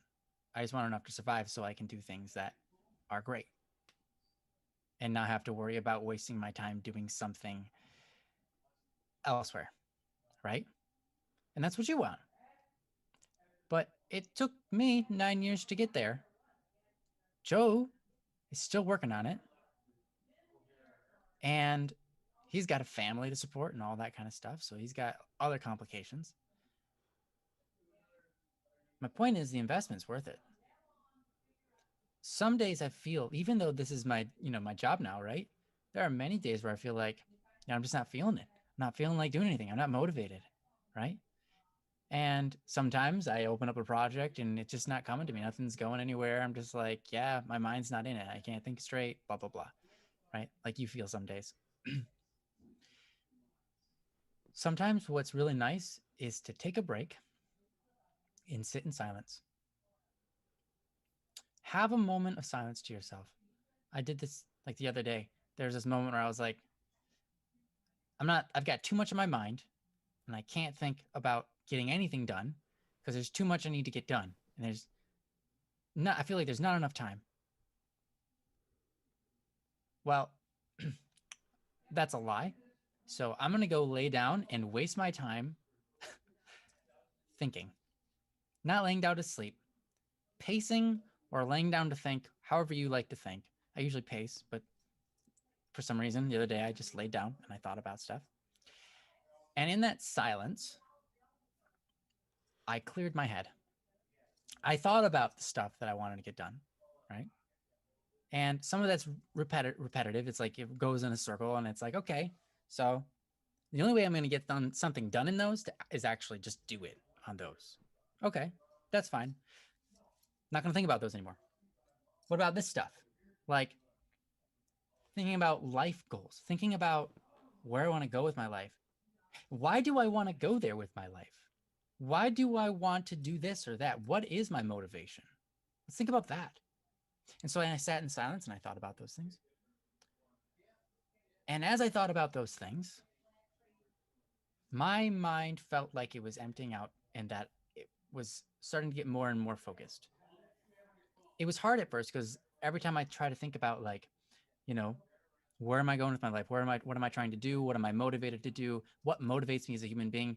Thinking about things in the past that caused me to feel motivated, or experiences I had in the past that I want to experience again in a new way, or, different facets of life, just contemplating things, right? In that silence. And trying to think about those things was very difficult at first. My mind just kept on going back to different things, or like trying to like solve this other problem on the side that like wouldn't be solved unless I did something about it. And then I just kept on telling myself, no, don't think about that. Think about this. No, stop worrying about that problem that you have. You can only do it you can only solve that if you do something, Ryan. We're not doing anything right now. We're just not. I'm laying here doing nothing. So eat it. All right. We're going to think about bigger things. We're going to think about broader, deeper, bigger things, not broad, deeper, bigger things, like the meaning of life. We're going to think about that. What am I doing on Earth? What do I want on this Earth? What is this emotion over here? Let's dive into that. What am I experiencing? Blah, blah, blah, blah. So try to just get really deep into a certain subject. And as you do that, and you dismiss all of those other projects that you need to work on, your mind will start to be able to focus more and more. And at some point, you're going to find that motivation that you're looking for in your thoughts, in that silence. Because remember, motivation is a reaction. It's an emotion. And emotions come from an experience. And you're not going to be motivated when you're stuck in the mud, trying to go through it all and just working your butt off and feeling no reward and feeling like everyone else is leaving you behind. You're not going to feel motivated if you just don't feel motivated. A lot of times that's going to be the case. Sometimes you can go, okay, I'm not feeling motivated, but I'm going to open up the project anyways. And I'm going to start working on it. And then you'll feel the motivation come. But if that's not doing it, then that's not doing it. If your mind can't think clearly and focused, then you need to go clear your mind so you can think clearly and focus.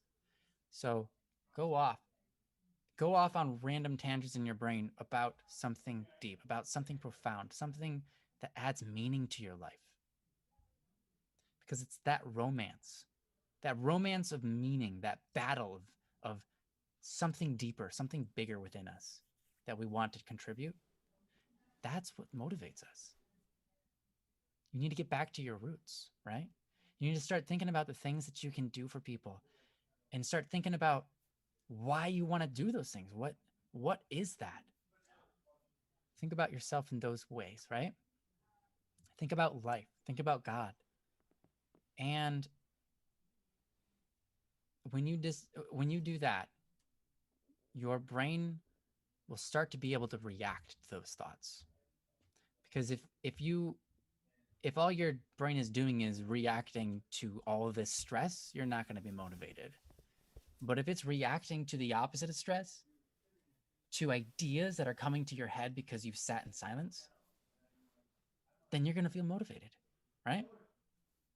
I mean, I've said this before, but Steve Jobs didn't let his kids have Steve Jobs products because Steve Jobs knew it was entertainment, and entertainment caused a lack of silence, and a lack of silence caused a lack of boredom, and a lack of boredom caused an inability to create new ideas. So it sounds to me like if this is where you're at, don't be afraid. We have our seasons, we have our ups and downs. This is the ebbs and flows of our natural design.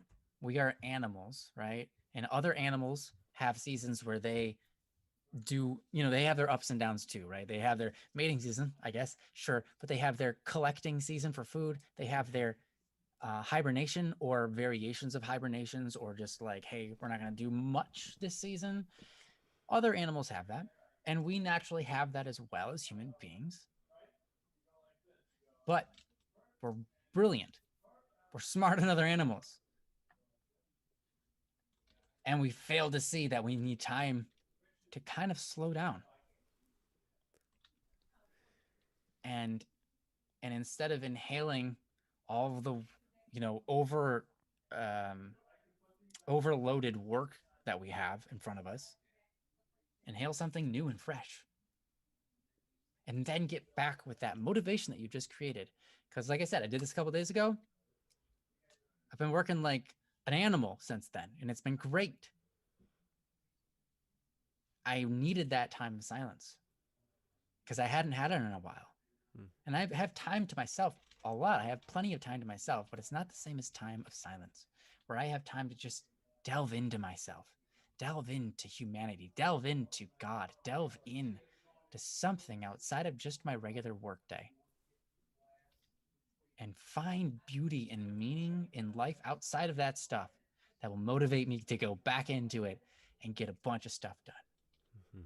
So, Saule, if you don't have silence programmed into your life, I invite you to take up this opportunity to find a moment, maybe an hour, maybe 15 minutes, maybe 2 hours, maybe 5 minutes, whatever it takes, but find silence and think deep about something else and let that motivate you. Anyways, I'm gonna give it back over to Joe.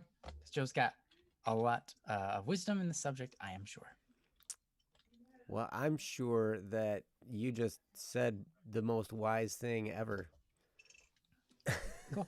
In your part. So, I don't really have much. So, thanks for the topic. No, I will say one thing. See ya. So one, I have to agree with Ryan. I'm really proud of you for all the effort that you're putting in. I think that's really awesome. You've worked so hard, and here you are now in this moment of, the culmination of the end of the year and all this kind of craziness. You've got studying, you got finals, you got all this stuff. What Ryan was talking about is going to be absolutely golden for you.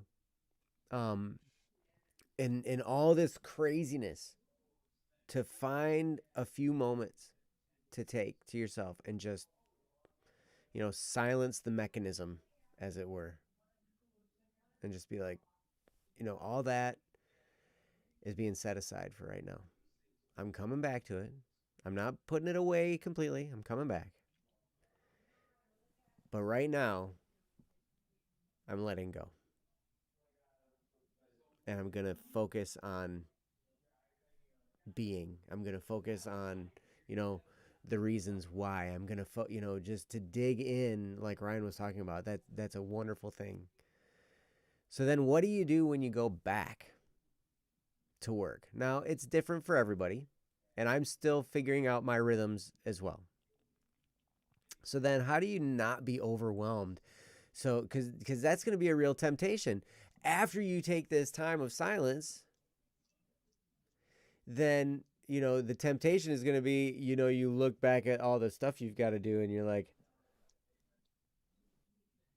and it can kind of start to pile on again and start to stress you out again. So then here's what I would do. And I just, I've given this advice to people so much on this stream, and I just took my own advice yesterday, Apparently yesterday was a day for us. Yeah. Me and Joe. I did.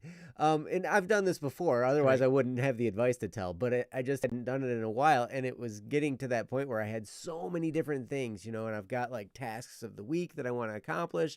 And it's not like they're just check it off task for the week. Like each task for the week has like numerous tasks within it to accomplish in order to take care of that one, right? So there's a lot of things to do in order to just get one thing done. And so it can get overwhelming, right? And so what I did yesterday was I just set 30-minute timers. And I'm like, all right, for 30 minutes, I'm working on this music video. For 30 minutes, I'm working on my taxes. For 30 minutes, I'm playing my guitar and practicing the new material that I just wrote like a week or two, between over the last couple weeks. I've got like 4 new tunes that I just want to, get, better and better and better. So everything plays really smoothly for when I record it, just get really well practiced on it. And so I was like, all right, so I'm setting 30-minute timers for each one of those. You could do the same thing for each subject, maybe. But I was like, I really hit on that. And I got a whole lot of stuff done. And my list was empty. I was talking about my to-do list and how I always have stuff left on it. Well, when I did the 30-minute timers, it was empty at the end. And I was like, oh my gosh. I even had time. I had time to spend like 40 minutes on the new Java Minecraft server that BSS just launched before we had our Criminal Idol Season 2 meeting last night. Because that was Nice. Because that was the night. So I had time. I had inspections that I did throughout the day, and then I got back from that. I processed all my orders, and then I was like, all right, taxes, guitar, music video, and there were a couple other things in there too. But 30 minutes for each thing. And I was like, oh my gosh, and I did them. Now, they're not completely done. Like, I don't have those tasks for the week done yet, but it was only Tuesday, right? So, like, I've still got the rest of the week. And as long as I'm making progress, that's the thing that's important. And so sometimes that's what we need to do. And it really was it kind of stunk a little bit, especially in the guitar part when I was playing guitar. Excuse me. Because I was really getting into it and I was having a good time. And then the timer went off. And I was like,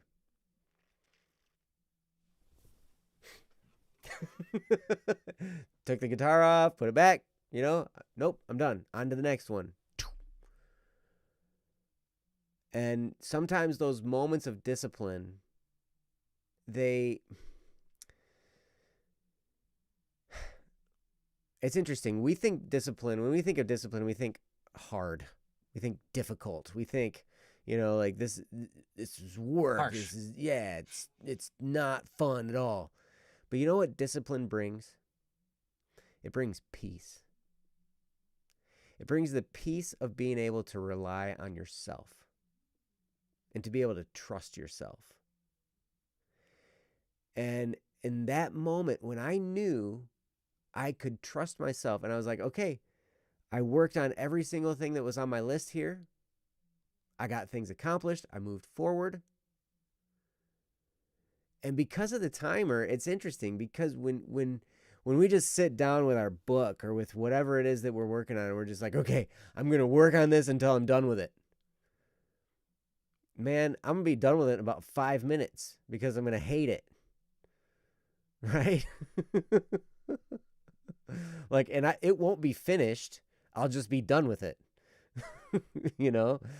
Like, but when I have a timer set, and I'm like, okay, I've got this amount of time. So if I'm having a real struggle, I know I've got an end point and it's going to be over. And I can chalk it up to, well, that wasn't any fun, but at least I was there. At least I tried for 30 minutes, right? And then the other thing though, what almost always happens is I'm more productive in those 30 minutes because I have the time, the end time that I see coming. And it's like, okay, I only have this amount of time. I better get done. I better get as much done as I possibly can. And so it's just like your brain kicks into focus mode, and it just kind of, at least that's the way it worked for me. So that's something you can try. For each one of the subjects that you have a final in, if you've got studying and all these to do, figure out, all right, I have 4 hours right now that I have to study. I've got 5 subjects to study for. How long is that for each? Now, this is not math. This is not, don't worry, math day. It's not Monday. Right, yes. Monday's math day. Yes. But if you have a certain amount of time, then just divide it up. And you might need to allot more time for different subjects. You can base it on, okay, I need to spend more time here because I need more work in that area. So, like, and then this one, I should be able to get it done in a little bit less time. So you can kind of gauge your times that way. But then just divide it up into chunks. And I've decided that I'm going to start doing this all the time. When I have a certain amount of time to devote to my projects, I'm going to look at that. I'm going to take a few minutes and I'm going to be like, all right, I've got this to do, this to do, this to do, this to do. This is the chunk of time that I have. All right, I've got 30-minute increments with 5-minute breaks in between. Just to kind of reset, refocus, get around, boom. They take some time in the middle of the day, off of everything. Spend some time, like Ryan was talking about, in silence. That'd be great. If I need to eat lunch, maybe eat lunch. Whatever. But to discipline your time in chunks like that, man, it's liberating. And it's awesome. So yes, do exactly what Ryan said. Take time. Dig into your mind. Get away from all the stuff that you have that's worrying you and that's on your plate. Just set it aside and dig deeply into your mind. And then when you get back to work, have a structure for it. And then stick to that structure. When you do that, I think you'll be amazed at what you can accomplish. I really do. And yeah, let me know how it goes. But anyway, that's what I got. Ryan, back to you. Nice. Yeah, that's great. I don't really have much else. I think that what Joe was saying is great. I think when you come back to it, have structure. I think that's fantastic. One thing that helps me, of course, I don't get stressed about anything. But there are different personalities, right? Yeah, we're different personalities. So depending on your personality, different things, as Joe was saying, different things might help. For me, it helps if I just understand, hey, it doesn't matter. Like that maybe not that might not work for a cleric. So for someone who's task oriented and outgoing, so I'm people oriented and reserved. And if I tell myself like, hey, this project, success or failure, it doesn't matter if I fail. I'll just keep on doing it until I get it. Or hey, this class, I have to turn this assignment by then. If it's not done, hey, What else could I have done? Whatever. It doesn't matter. I'm going to turn it in then. However it is. Whatever. I don't care. It doesn't define me. It don't Man, know me. You don't know me. You just a piece of paper. Cinco With de ink on Mayo. And It is Cinco de Mayo. so, nice. So for me, it really doesn't, it really helps me to just focus when my mind isn't corrupted by the idea that what I'm doing matters more than the life that I exist in. I think a lot of times, if we're getting stressed out over an issue, we're putting too much importance on that. We are saying, like, we are physically and mentally acting out the process of saying, this paper is worth more than me and my emotional stability. That's dumb. So don't get stressed out. When you look at a piece of paper, just go like, if I don't turn this in, life's still going to be okay. I'm still going to be valuable. It is what it is.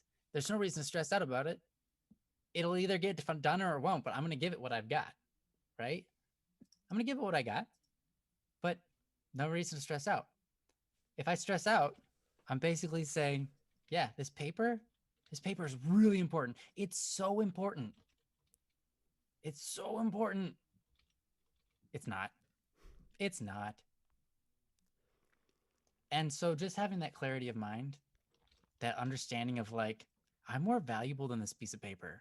So I'm not going to worry about it that much. I'm going to do it, but I'm not going to stress out about it. This homework assignment, this project, this whatever it is, even like, oh man, I'm super hungry. I'm not going to die. I'm just super hungry.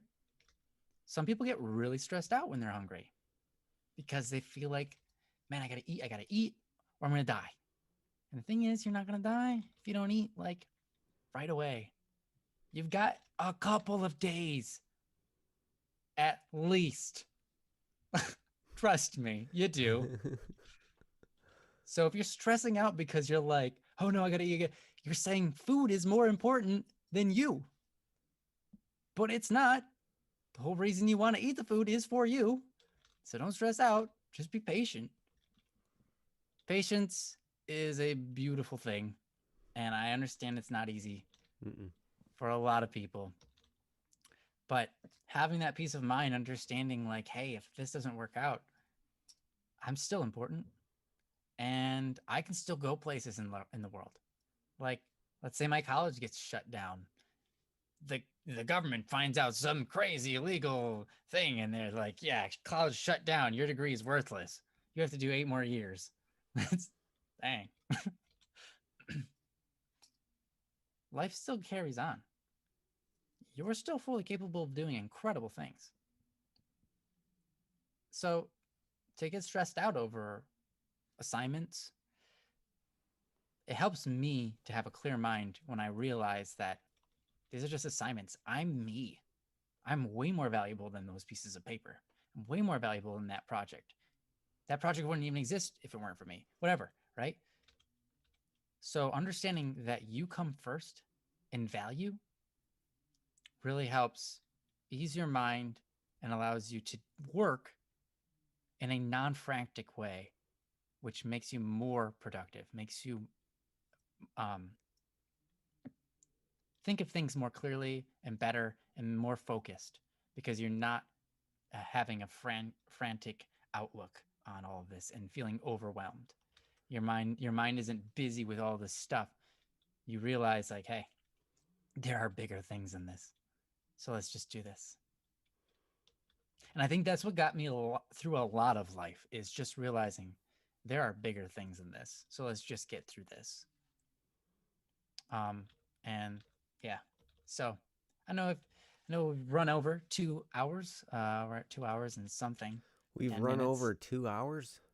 Yeah, We're 2 hours over time. No. We've run over the 2 hour mark. Yeah. Yeah. Yeah. Yeah. You said that at first, but and then I interrupted you. I'm sorry. I didn't let you complete your thought. So I'm gonna give it back to Joe. Or I'll just take it. I'm not even gonna let Ghetto talk. It's gonna be my turn. Oh no. Here comes Princess. It's now 2:15. Princess is So we saving should shut it down, all folks. of you. Yes, that's exactly right. Yeah, guys. Yeah, chat. What are you doing? You should shut us down already. Everyone leave. Everyone log off. What are you doing? Oh Jeez. my! Did you notice Halma Rock Hero came in? Yes, I did. Yeah. I was Have you happy to been see him. lurking this whole time? No, he didn't. He Okay. actually made it late. Oh, okay. All right. All right. Yeah. Well, anyway, Saul, thank you so much for the topic, and I'm sorry for my Cinco de Mayo. I noticed, whoa, Yankee with no brim from Cody there. Yeah, That's me. I think they were I'm- talking about me, not you. I'm kind of a Yankee myself. A. But thank you, Saul, for the topic, and thank you guys all for being here. This has been a wonderful time with all of you. Yeah. But yep. These are awesome. We are beyond the 2-hour point, so we are gonna call it a night. But come back next Wednesday where we're gonna be here again, and it'd be wonderful to see all of your faces. If we didn't get to your topic, I'm sorry, but come back on Wednesday and we'll be happy to do it. In the meantime, you can send us. Princess, do you have all the links of how to get in touch with us? I wasn't able to put all those up at the beginning of the show, in case people want to send us a topic. There we go. So yep, if you have any questions, any topics or anything, there's a link there to our website. You can click it and post a topic there. You can send us an email, dww@bss.studio. You can find us on Discord. If you'd like to be anonymous, the best thing to do is to send us the email or reach one of us directly on Discord, and let us know in your message that you'd like to be anonymous. Gamer's Story says, check out my podcast. Yes, actually, is it called A Gamer's Story under the same name as my account? Yep. Okay. Cool. And it's on Spotify, I think he said. So that's great because I have a Nice. I have a Spotify like paid account, so I don't have any ads or anything, which is Ooh, amazing. fancy. I know, man, it's wonderful. But anyway, You're thank you wonderful. guys for being here. Thank you, Princess, for being here and Yes. and getting here, man. Yes, sorry I'm late. It was an No, it's all adventure, good. I'm sure. Yeah. So anyway, thank you guys all. We'll see you next week. In the meantime, have a wonderful life between now and then, and we'll see you next week. Take care, Much guys. love, everyone. Bye-bye. Bye bye. Love y'all.